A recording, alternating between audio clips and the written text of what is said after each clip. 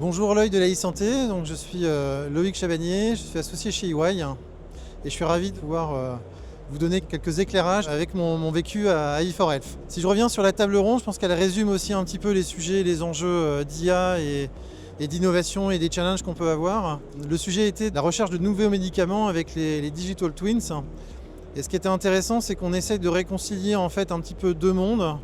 Le monde d'aujourd'hui, en fait, qui est très basé sur l'entraînement d'IA avec beaucoup de données, et avec des modèles très statistiques, et qui commence à donner des résultats. Et après, avec ce que sera l'IA de demain, où on est sur des populations et des cas d'usage qui sont beaucoup plus limités, avec des IA qui sont apprenantes et qui sont beaucoup plus précises.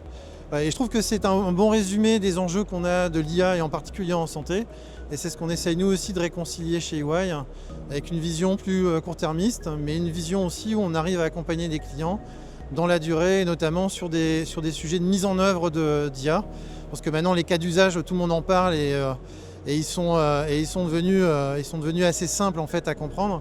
Par contre, l'enjeu, c'est d'arriver à les mettre en place et c'est nous aussi ce qu'on veut essayer de faire chez EY, y compris sur des sujets plus techno, en poussant des standards comme OpenEHR et en mettant à disposition des véritables bacs qui permettent d'avoir des IA apprenantes.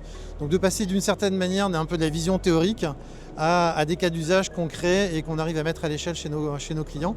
Et c'est ce qu'on retrouve aussi un petit peu quand on déambule dans les travées de AI4Health, justement, et d'essayer aussi même intellectuellement de réconcilier un petit peu tous ces différents modèles. Tout bouge très vite. Les choses bougent très vite en santé, bougent très vite en e-santé, bougent très vite en innovation. Tout le monde parle de l'IA, mais c'est vrai qu'on voit encore assez peu de cas d'usage. Et la force d'EY, c'est le collectif et le fait justement d'additionner des expertises, des compétences, des experts dans différents pays et d'être capable de réfléchir collectivement, mais aussi d'investir sur des cas d'usage.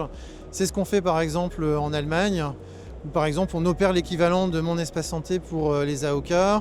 On développe des applications pour accompagner un certain nombre de sujets comme la prévention, mais on monte aussi des entrepôts de données de santé en partant d'un standard qui est un standard sur lequel on croit beaucoup au niveau international, qui est OpenEHR, et où EY opère avec un certain nombre de partenaires l'entrepôt de données de santé et avec tous les parcours à la fois recherche et soins.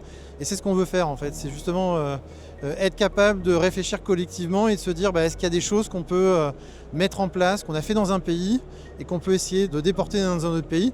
Et ce qu'on trouve assez passionnant, notamment quand on fait la comparaison avec le monde de la pharma, c'est qu'effectivement les problématiques des big pharma sont assez similaires. La santé, les problématiques sont hyper locales parce qu'on est sur des acteurs locaux, mais d'une certaine manière, les enjeux sont les mêmes. Donc en fait, on peut, et de façon très concrète, pousser des choses qu'on a vues dans d'autres pays et les mettre en œuvre, par exemple dans un pays comme la France. Voilà, même si l'organisation du système de santé est différente, le mode de financement n'est pas le même, il y a effectivement énormément de passerelles et c'est un petit peu cette vision que l'on pousse. Le collectif, s'appuyer sur les bonnes compétences et essayer de plus en plus de faire des choses de bout en bout pour à la fin avoir de l'impact pour ce que l'on met en place pour nos clients.